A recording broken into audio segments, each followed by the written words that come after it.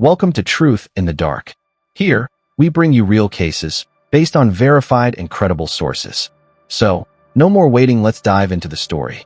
On the evening of Thursday, February 20th, 2003, the American rock band Great White was scheduled to perform at the Station nightclub in West Warwick, Rhode Island. Unbeknownst to the platinum-selling group, this would become their most unforgettable show, but for the most tragic of reasons. Many enthusiastic concertgoers would never leave that night. For those unfamiliar, West Warwick is a working-class former mill town that seldom, if ever, graced the major headlines. Yet, it was in this unassuming borough that throngs of locals gathered at the Station nightclub, eager to enjoy some 80s hits. However, not everyone was pleased with the vibrant nightlife. A man named Barry Warner, whose house was situated directly behind the venue, was particularly vocal about his discontent, frequently filing noise complaints against the nightclub. So, when the Dardarians took over, they resolved to take action by visiting Warner at his residence. They assured him they would manage the noise issue by installing soundproofing materials. Coincidentally, Warner was employed by a company that sold polyurethane foam, so they sweetened the arrangement by buying their insulation from him and quickly applied it throughout the interior of the building. However, as you will soon discover, that decision would come back to haunt the Dardarian brothers. Now, where were we? Ah yes, it was a typical winter night in New England outside. Amidst the biting cold and towering snow banks that framed the frosty roads, the atmosphere inside the packed nightclub was electric. 462 eager patrons surged forward, eager to catch a glimpse of the stage and place their drink orders at the bar. Earlier that day, in a radio interview, Jack Russell of Great White had confidently proclaimed it would be a killer show. However, those words would soon take on a far more foreboding significance as the night unfolded. Just after 11 o'clock, mere seconds into Great White's opening song, Desert Moon, the band's tour manager, Daniel Bakley, ignited 4 large fireworks. Fireworks, known as pyrotechnic gerbs, erupted, sending white sparks soaring into the air, initially heightening the crowd's thrill. However, that exhilaration swiftly morphed into chaos and confusion as flames erupted from the walls flanking the stage. Within seconds, the fire spread rapidly along the foam insulation, consuming the interior of the building. At this juncture, the fire alarms blared, and just 20 seconds after the pyrotechnics ceased, the band and their entourage made a hasty escape through the west exit near the stage, despite 4 available exits. Paths led most attendees to seek the recognizable entrance at the nightclub, resulting in numerous fatalities and injuries as individuals were violently compressed in the tight corridor. Several survivors later recounted that a security guard at the venue obstructed escape through the stage exit, claiming it was reserved for the band. Just 1 minute and 50 seconds after the pyrotechnics ignited, video footage revealed a heap of bodies ensnared in the front doorway, arms reaching out in a desperate plea for assistance while remaining trapped within. Sweltering thick black smoke enveloped the scene, rendering escape nearly impossible. While it's challenging to identify a single factor that contributed to the fire's devastation, several key elements played a role that night, including the suffocating bottleneck previously mentioned. Additionally, the club owners promoted a capacity of 550, yet the local fire marshal had only authorized them to accommodate 404 people, not 462. Oh, but that's not the entirety of the situation. The fireworks utilized by Great White must be managed by a licensed pyrotechnician and typically necessitate a preliminary safety demonstration along with certain precautionary measures. Regrettably, none of these protocols were observed, making it evident how this tragedy might have been averted. Experts have indicated that even the installation of a sprinkler system could have rendered the fire survivable. Ultimately, 132 individuals successfully escaped the inferno unscathed that night, while the remaining 330 attendees were not as fortunate. Tragically, the intense heat, toxic smoke, and frantic rush toward the exit resulted in the loss of 100 innocent lives and left another 230 gravely injured. Great White's lead guitarist, Ty Longley, and the show's MC, DJ Mike, the Doctor, Gonzalez, were among those affected by the blaze. However, numerous reports suggest that both men initially escaped the building before re-entering to salvage equipment. Additionally, Many survivors faced severe post-traumatic stress disorder in the aftermath of this devastating incident. The Station nightclub fire holds a somber place in U.S. history, recognized as the fourth deadliest incident at a nightclub and the second deadliest in New England. 9 months after the tragedy, following a thorough investigation, criminal charges were brought against Daniel Bakley and the Dardarian brothers. Each faced 200 counts of involuntary manslaughter and ultimately accepted plea deals. Bakley and one of the owners served time in prison, though both have since been released. The location of the devastating fire has now been transformed into a permanent monument, known as the Station Fire Memorial Park, serves as a space for the community to gather in remembrance of those who were lost in the tragedy. Music. Our next image may appear to depict the quintessential American family, but the unsettling reality beneath the surface is alarming. Behind the seemingly innocent smiles captured in this family portrait lurks a merciless predator, poised for his next target. To understand the full story, we must start at the beginning. John Edward Robinson was born on December 27, 1943, in Cicero, Illinois, as the second of 5 children to an alcoholic father and a strict disciplinarian mother. In 1957, he was enrolled at Quigley. A preparatory seminary in Chicago was where he began his journey, but after just 1 year, he left due to disciplinary issues that would haunt him into adulthood. In 1961, he enrolled at Morton Junior College in his hometown, aspiring to become a medical radiographer, yet he dropped out after 2 years. The next year, he relocated to Kansas City and married Nancy Jo Lynch. By 1971, they had 4 children together. Despite not graduating from college, he managed to secure positions using forged credentials. Numerous positions in hospitals, one of which led to his arrest for embezzling $33,000 from the practice, resulted in a sentence of 3 years probation, a rather lenient consequence, if you ask me. Unsurprisingly, he persisted in his criminal activities while concealing his true nature behind a seemingly wholesome facade, taking on roles as a community scoutmaster, baseball coach, and Sunday school teacher. Throughout the 1970s, Robinson faced multiple arrests for embezzlement and check forgery, yet he skillfully evaded incarceration with the exception of one 60-day sentence. Robinson had begun to show an inclination towards extreme fetishes, leading to cracks in his marriage to Nancy Jo. However, she was resolute in her efforts to make it work for their children. Yet, in the early 1980s, Robinson's behavior took a turn. In 1984, after setting up a bogus hydroponics business and 2 fraudulent shell companies, he hired a 19-year-old writer and figure skater named Paula Godfrey to work for him as a sales representative. The young woman informed. She informed her loved ones about her flight to San Antonio for training, but after several days without contact, Godfrey's parents reported her missing. Investigators immediately questioned Robinson, who denied knowing her whereabouts. Soon after, a typewritten letter arrived at her parents' house, bearing Godfrey's signature, leading to the swift termination of the investigation into her disappearance. To this day, no trace of Paula Godfrey has been found.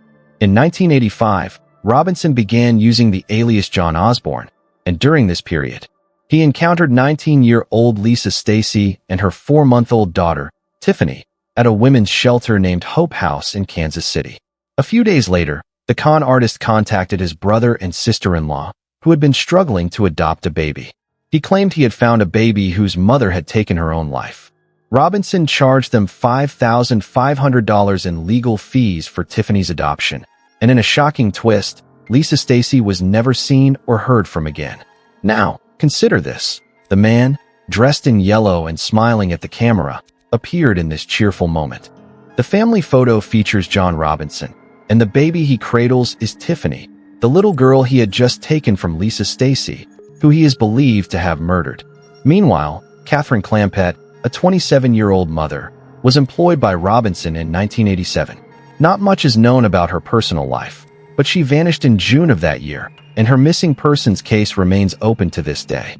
Ultimately, Robinson found himself incarcerated from 1987 to 1991 in Kansas on multiple fraud convictions, and from 1991 to 1993 in Missouri for an extra fraud conviction and multiple parole violations. During his time at the Western Missouri Correctional Facility, he encountered Beverly Bonner, the prison librarian, who who abandoned everything to relocate to Kansas with him after his release. However, he swiftly devised a scheme to have her alimony check sent to his post office box, and Bonner's family never heard from her again. Often dubbed the internet's first serial killer, he ventured into social networking sites in the mid-90s under the alias Slave Master. He presented himself as a prosperous entrepreneur and benefactor in search of a compliant companion. This is how he encountered Sheila Faith and her 15-year-old daughter Debbie, who dealt with spina bifida. The tight-knit duo relocated from California to Kansas City after Robinson promised to cover Debbie's medical costs. And, as you might expect, they were never seen alive again. In 1999, Robinson employed Izabela Lewiska, a talented young Polish immigrant and artist, as his personal servant. But, like the others, she disappeared without a trace. A trace emerged shortly after when a licensed nurse named Suzette Troughton moved from Michigan, responding to the online requests of a sick predator. However, she vanished almost immediately. As the cold-blooded killer became increasingly reckless with his crimes, he was arrested in 2000 for theft and battery. Authorities suspected there was much more to uncover. Following a search of his farm near Lysine, Kansas, a task force discovered 2 decaying bodies on the property, identified as Izabela Lewiska and Suzette Troughton, stored in 85-pound chemical drums. 3 more bodies were discovered during a search of a storage facility where Robinson rented 2 garages. They were later identified as Beverly Bonner, Sheila Faith, and her daughter Debbie. All of the women were reportedly killed in the same manner, blunt force trauma to the head. In 2002, the longest criminal trial in Kansas history commenced as Robinson faced charges for the murders of Triton, Lewiska, and Stacy. A jury found him guilty of the 3 murders in Kansas, and he was sentenced to death. Robinson also pleaded guilty in Missouri to the murders of 5 additional women, resulting in 5 life sentences without the possibility of parole.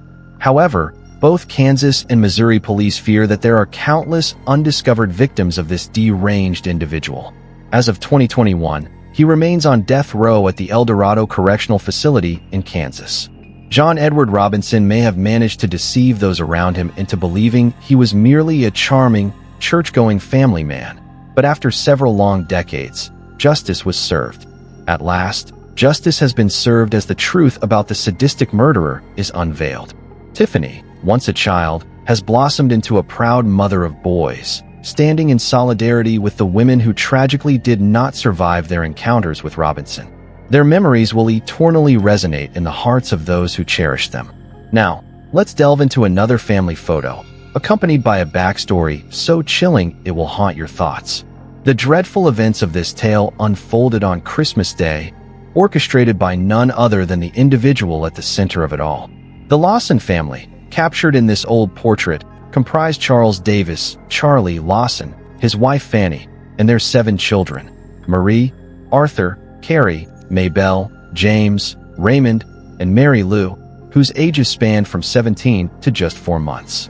They also had an 8th child, William, born in 1914 shortly after Arthur, but tragically passed away from pneumonia in 1920 at the tender age of 6. For years, the family toiled as tenant tobacco farmers, ultimately saving enough to purchase their own farm in 1927 on Brook Cove Road in Germantown. In North Carolina, the Lawsons appeared to be an ordinary working-class family, but that comforting image would soon be shattered.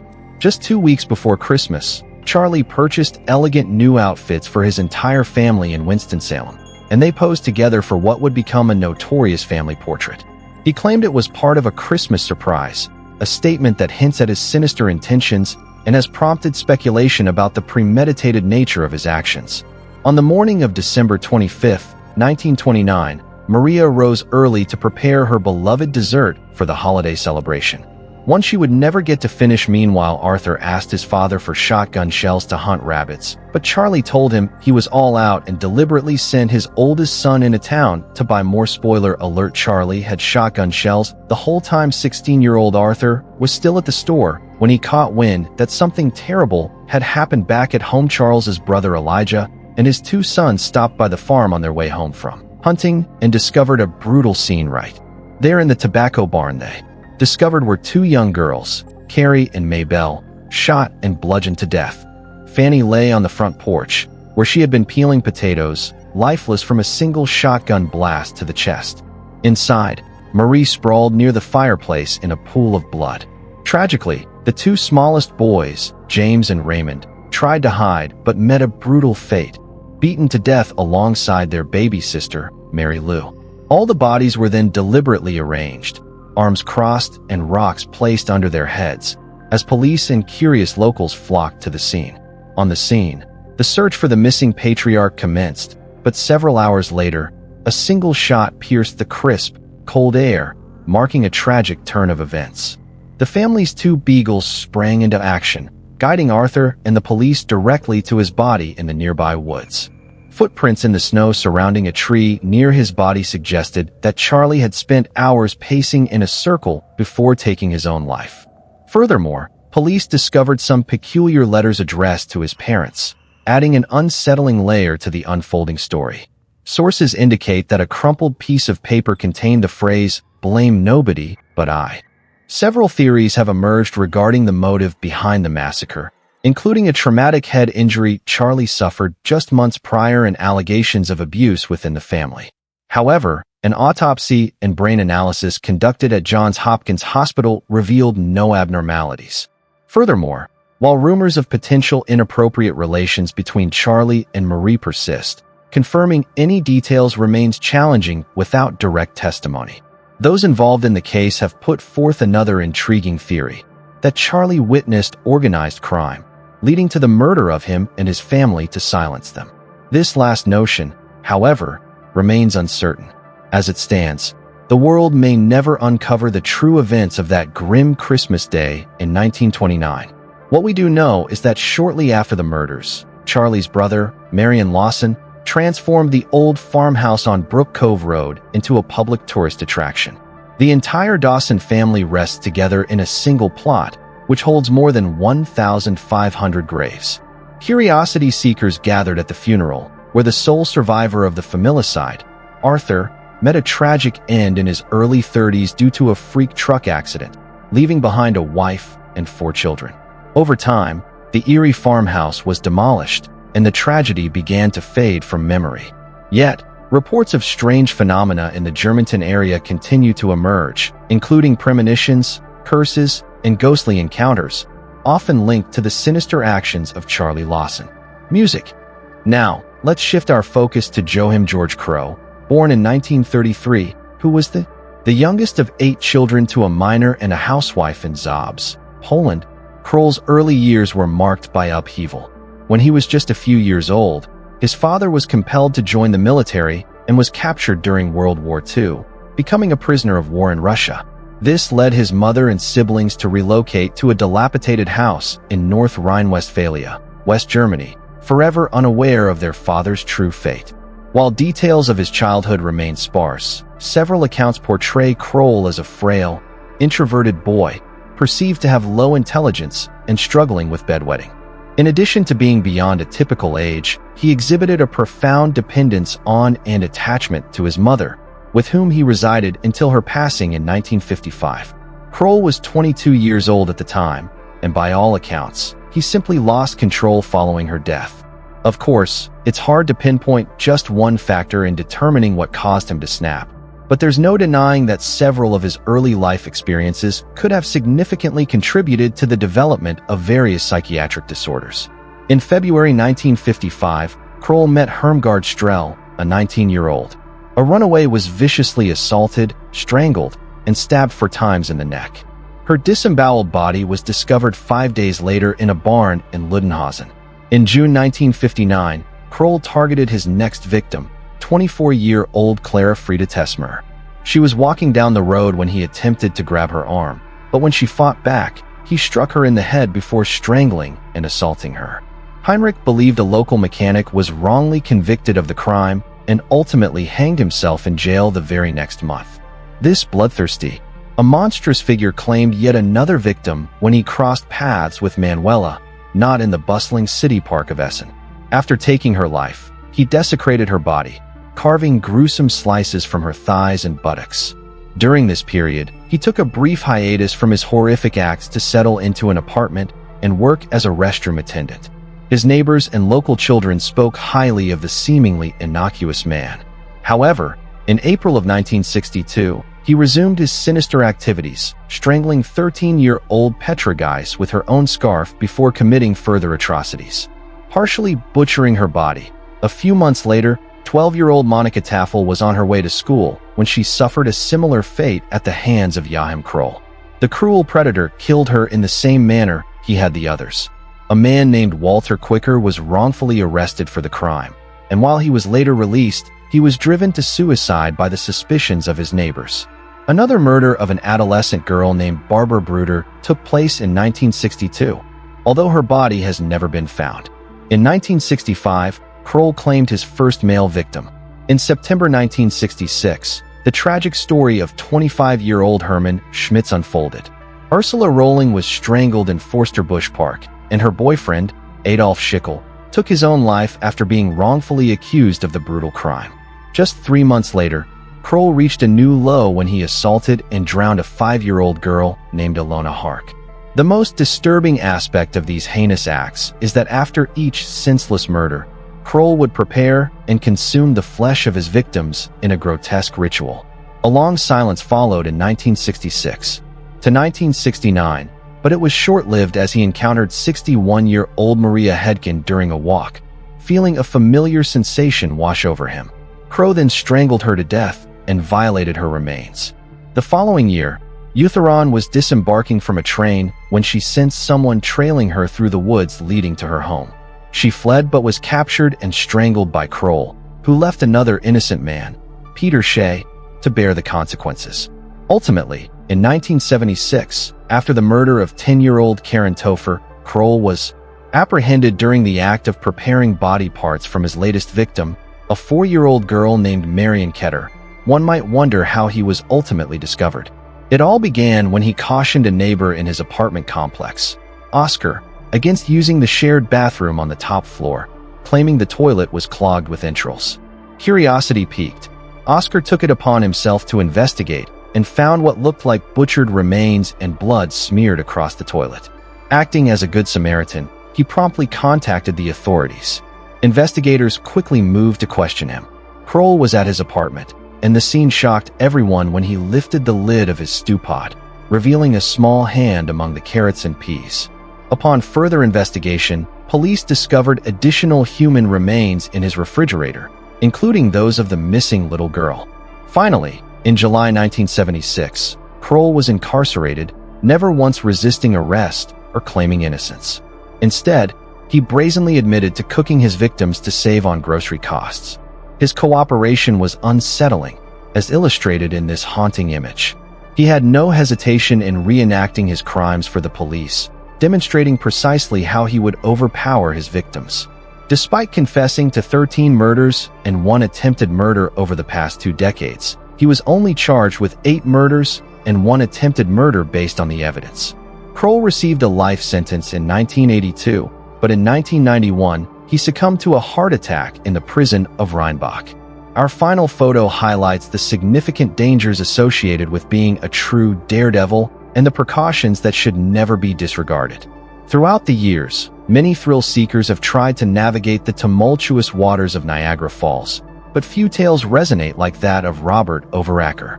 This 39-year-old stuntman from California had long aspired to master some of the world's most challenging waters until fate intervened during his descent. Before delving into the events of that fateful day, it's essential to understand who Robert Overacker, or Firecracker Overacker, as he preferred, truly was and what drove him to embrace such perilous challenges. At his core, he relished the title of Daredevil, and that was just the beginning. Thanks to his passion for speed and stunts, Overacker showcased a flair for fast cars and a life lived on the edge from an early age, even boasting to friends about the numerous speeding tickets he had collected.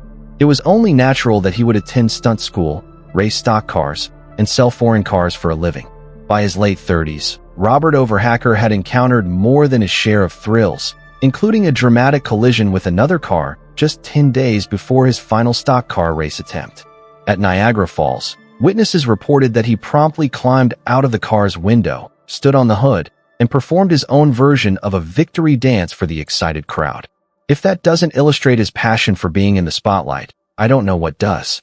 Regardless, Overacker relished various extreme activities, but going over Niagara Falls was the pinnacle of excitement.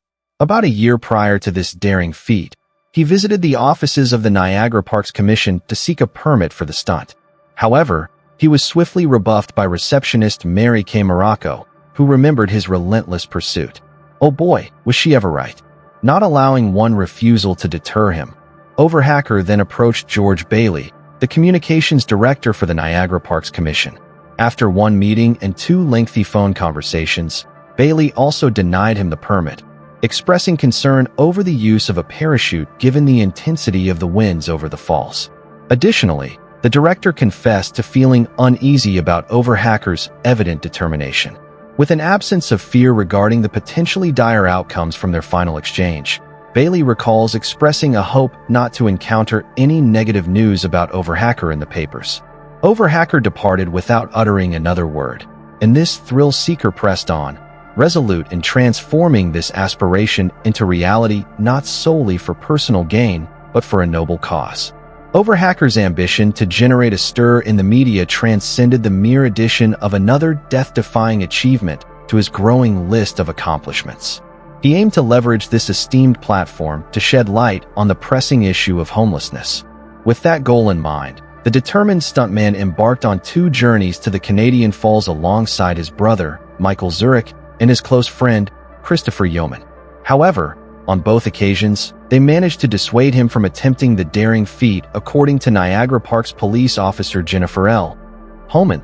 They even went so far as to remove the spark plugs from his jet ski during the second attempt.